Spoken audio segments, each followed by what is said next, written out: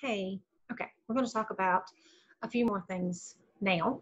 On page 294 in your final review, that one page covers three different topics. It covers modifiers, it covers using I or me, and it also covers using comparative and superlative. So we're going to try to tackle all three of those.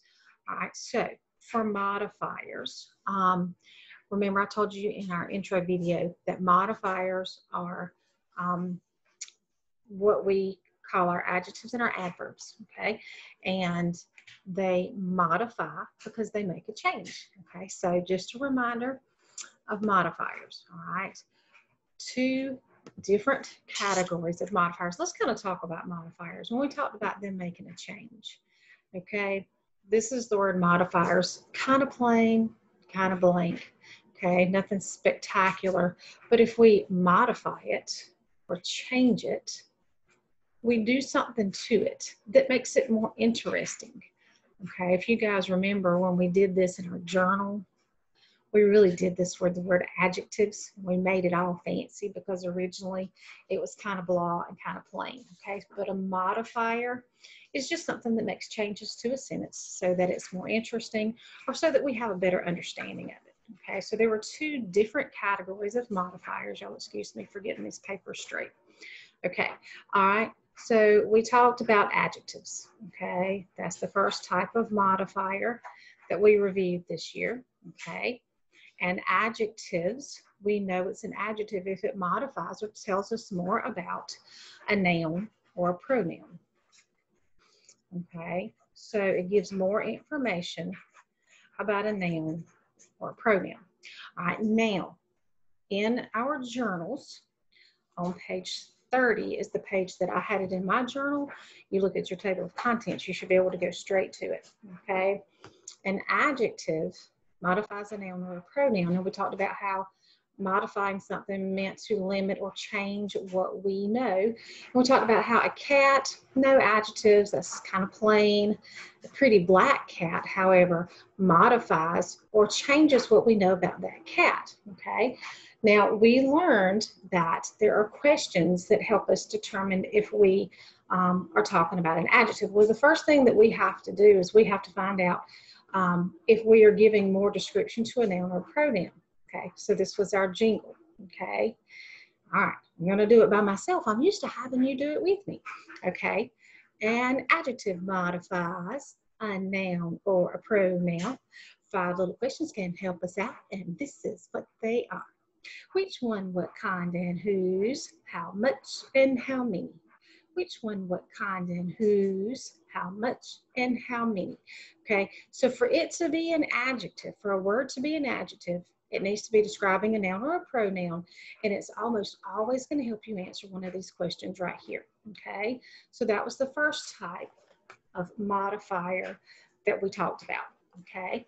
Well, all of the time, we do not have words that help us to give more descriptions to noun or pronouns.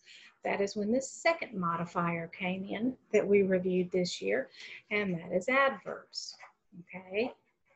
Now, adverbs modify or change what we know about words, but usually, not usually, always, it's a different category. Adverbs are not going to describe a noun or a pronoun. Adverbs, remember, are going to describe a verb, an adjective, or another adverb. It might go back and give more information about another adverb, okay? So, in our journals, I was on page 43 for these notes. You can look and see where you were, okay? So our adverb, we had questions for our adverbs too, okay? So adverbs, remember, modified verbs, adjectives, or other adverbs. So in this example, we're learning more about the verb, okay? She quickly swam. In this sentence right here, extremely is helping us know more about helpful, which is an adjective telling us more about the boy. All right, and then on this last one, the cat purred very softly on my lap.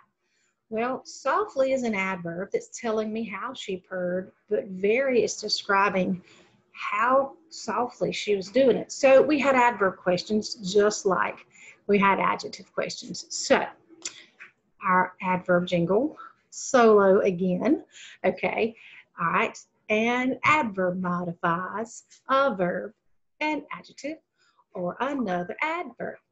5 little questions can help us out, and this is what they are. Where, when, to what extent, how, and how often. Where, when, to what extent, how, and how often. So there are a lot of times that we might realize that a word is a modifier and it's helping to change the sentence, and figuring out which question it answers and helping us know more about the sentence is a lot of times what can help us understand if this word we're looking at is an adjective or if it's an adverb, okay? So those may be pages to look at while you're looking at doing this activity. Oops, dropped my pen. All right, so in my journal, this was on page 30. Okay, and adverbs in my journal was on page 43. But you remember, your table of contents should take you right to it.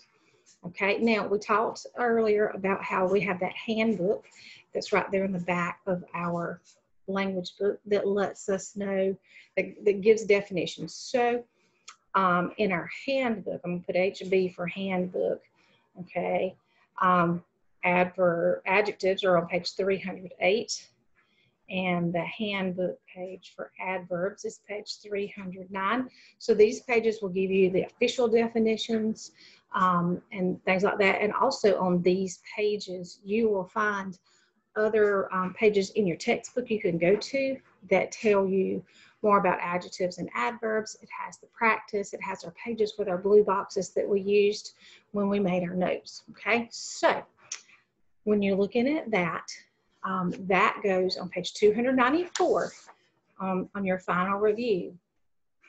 I'm sorry, that's not page 294. It's page 293.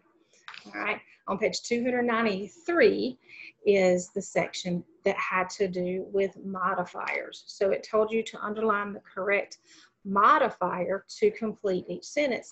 And look at the second part. There may be more than one answer in a sentence, okay? So if you look down here at number 7, you have 2 different sets of parentheses to choose from. Same thing in number 10. So if it has more than one, number 11 also has more than one to choose from, okay? So remember, the modifier can be an adjective. If the word in parentheses is helping to describe a noun or a pronoun, then you need to think about adjectives and those adjective questions. Use your journal if you need to, all right? If the word in parentheses is helping to let you know more about a verb, an adjective, or another adverb, then you're looking at the modifier being an adverb, and those questions can be helpful. Okay, so let's look at number 1. Okay, the doe listened more blank than her fawns did. So we've got Mama Deer and her babies. The doe listened more blank. Okay, so this, whichever word I choose, is helping me understand the extent to which she's listening. Okay, so it's going to answer to how she was listening. Okay, so was she listening cautious or cautiously? Okay, she was listening more cautiously than her fawns. Now here's something that we also talked about when we did this. When you have an adverb question that tells how something happened, a lot of times if it answers that question how, it's going to end in ly. Okay, think about it. Sweetly, sadly, happily, cautiously, like we have here in this example. Those are words that describe how. Now, we can't say that every adverb has ly at the end, but a lot of them do, especially if they answer that question, how. So this Think A is about using those modifiers correctly. So here's what we're going to do. I want you to go through these, see how you do. Pause this, of course, see how you do, and then come back and I'll show you the correct answers, and then you can pause it again to check your answers. So pause real quick and do these, and then come back and check. Okay, here are your answers. Now, here's what I did. I underlined the part that helped me figure out the answer as I was thinking through it, okay? We already talked about number one. Cautiously is describing how the doe listened. Number two is the same way.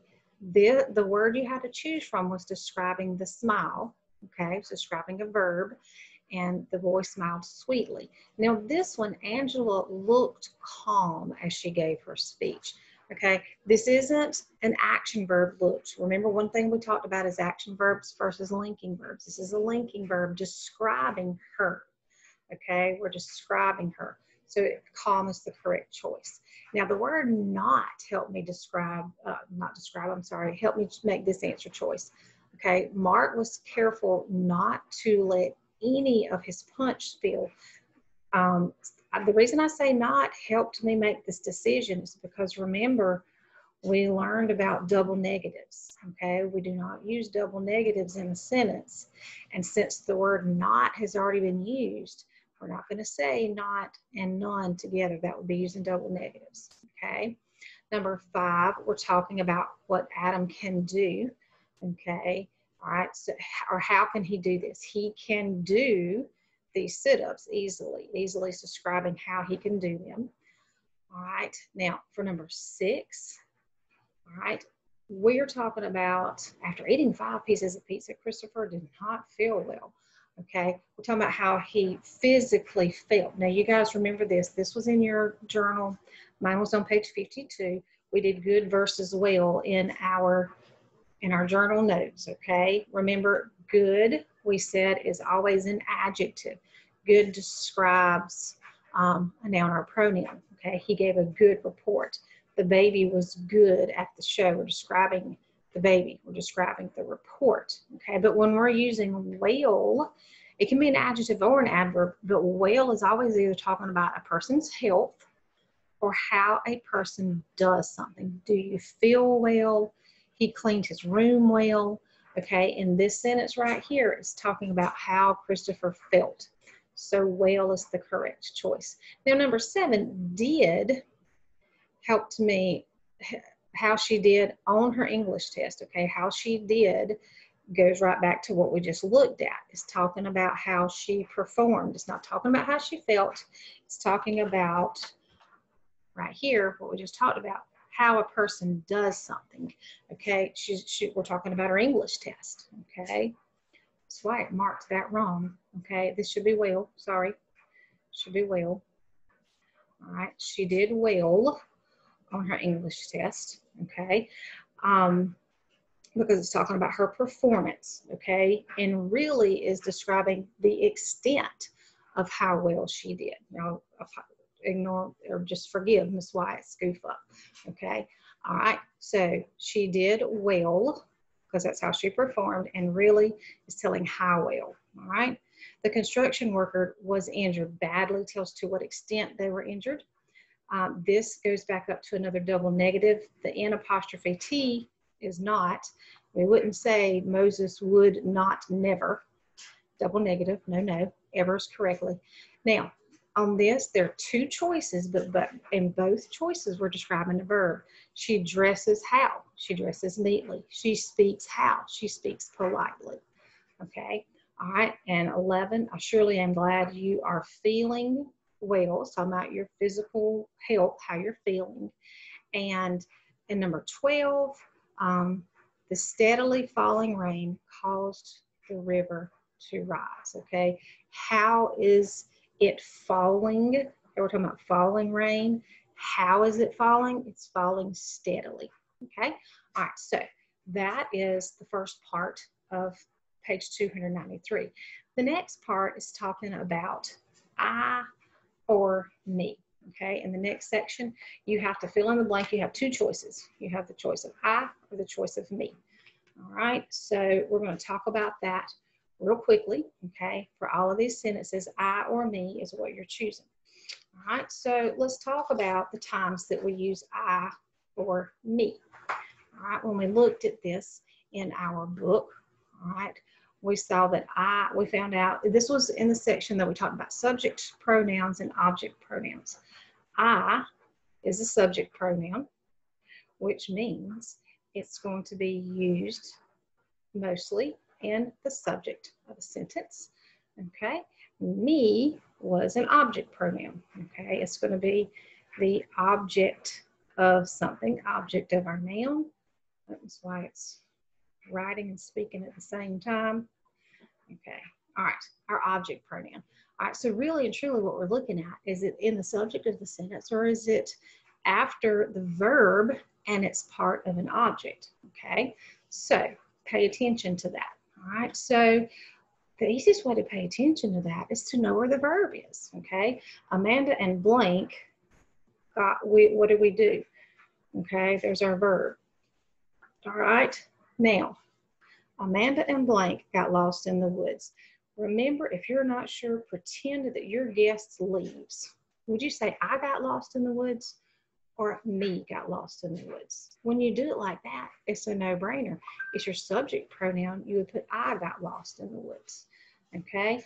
So look through these. I'm going to go ahead and tell you this one right here is going to be your challenge one on this section. All right? So pay close attention to that one. It has 2 blanks. Be careful with that. Okay? So pause. Answer these, unpause, and look at the answers. Okay, all right, for each one of these, I found the verb, okay, and the verb, let me see if I was talking about subject pronoun or an object pronoun, okay? If it comes after the verb, it's almost always going to be me, okay? Also remember, you can pretend that the other person's not there, okay? Mr. Baker gave me an extra Christmas bonus, okay? Now, put a little star beside this one because I told you that that was the one that might be tricky, okay? Now, remember, there's subject pronouns and object pronouns. It can be the object of a verb. It can be the object of a preposition. The word between is a preposition, okay? So between you and me is a prepositional phrase. So since it is the object of a preposition, it will act like an object pronoun. So it's between you and me. And there's a comma right here because this is just an introductory phrase.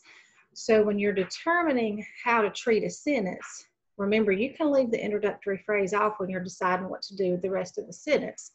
I is the subject of this sentence right here. So I would rather go with you. So that one, they were trying to be a little tricky. Okay, trying to be a little tricky. Okay, and then the last part is comparative and superlative, writing with comparative and superlative degrees, okay? So comparative and superlative is something that we talked about when we talked about adjectives. Let me straighten my papers a little bit. Okay, comparative is when we are comparing 2 things, okay? Just 2 things are being compared, okay? And when 2 things are being compared, if you remember in our notes, we used ER at the end, which was kind of neat because 2 things were being compared, and we put a little 2-letter suffix at the end of it to help us with that comparison. Superlative, okay, superlative was when 3 or more things are being compared, okay, and we had to have at least 3 or more, so we added a suffix est to the end when we were making superlative comparisons, okay? Now in your journal, this was a page where we did some fill in the blank notes, okay? In our journals, we had this on page 33, and this is where we had the comparison with spot, okay? We talked about spot being smart and spot being studious, okay? Now, this is comparing with adjectives. So our 5 adjective questions were important. And there were 3 different degrees, okay? In the positive degree, nothing was being compared. We were just using adjectives, okay? Spot is a smart dog, Spot is a studious dog. But then we got to comparative, okay? We were comparing 2 people or things, okay? If there's only 1 syllable, we would add ER, okay? Spot is smarter than Rex. But if it was a longer word with 2 or more syllables, we would use more or less, whichever one made sense with the sentence, okay? So Spot is more studious than Rex, all right? And superlative, we kind of used the word super in there, remember, and said when we have a super group of 3 or more, just a big group, then we would either add EST, Spot is the smartest in town, or we would use more or least, whichever one makes sense. Now, I'm going to tell you, Ms. White has a little bit of an issue with what they chose to give us for practice on this page. Okay, you guys know all year long when we would do practice and we would do things, we would talk about how there are always rule breakers, right? Well, here's the deal. When they got to this here and they gave us the practice, Ms. White's just going to do it with you, because guess what they chose to include? They chose to include the rule breakers, because based on the rules, okay, so here's what they want us to do. They want us to write comparative and superlative. So what we're going to do is we're going to use this column for comparative words, and we're going to use this column for superlative words, okay?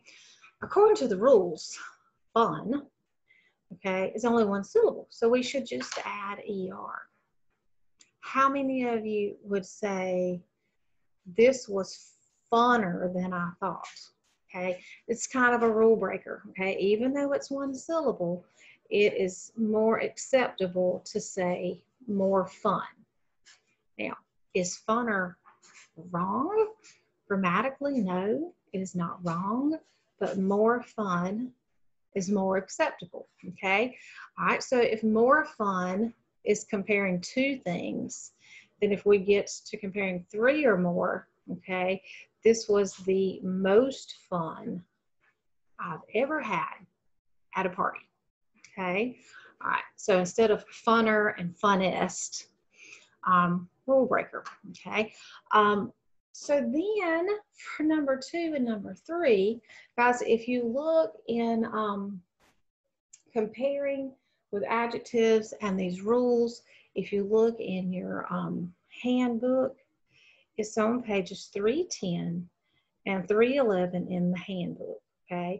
So not only will it tell you what these comparative and superlatives mean, y'all remember, it gives you some pages in the book that you can go back and look and have some extra practice too. But on page 311, they have this handy dandy little chart of the irregular adjective forms. Well, irregular is their nice way of saying those are the rule breakers. Well, guess what? Well and bad are both on the list of the irregulars or the rule breakers, okay? So when it's an irregular adjective and we're giving it a comparative or superlative degree, we don't add ER or EST. We just give it a whole new word, okay? She did well on her test. She did better on this test than the last one.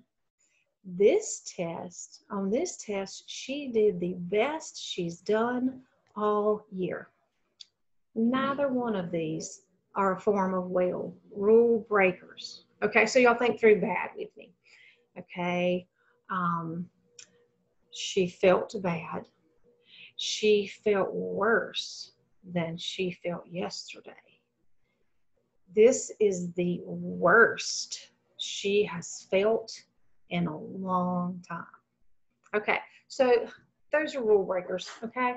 But now there are pages in the book, boys and girls, where you can practice this in a way that they're not being rule breakers. It's just where you are more paying attention to, am I only comparing 2 things, or am I comparing 3 or more things? So this, to me, in Ms. Wyatt's opinion, is not the best practice that they could have given us for using comparative and superlative degrees. I would definitely recommend looking at those pages in your book where you're going to have to do things that are much more like this, where you have to figure out, am I only comparing 2 things like Spot and Rex, or am I comparing a large group of things, okay? So you'll find those page numbers in your handbook. When you look at your definitions, you can find some pages to practice with, okay? All right, so that is another practice session.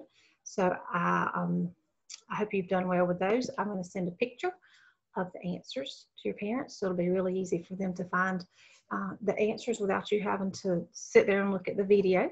So work on that. Let me know if you have questions, and I will give you guys another practice session soon. Talk to you later.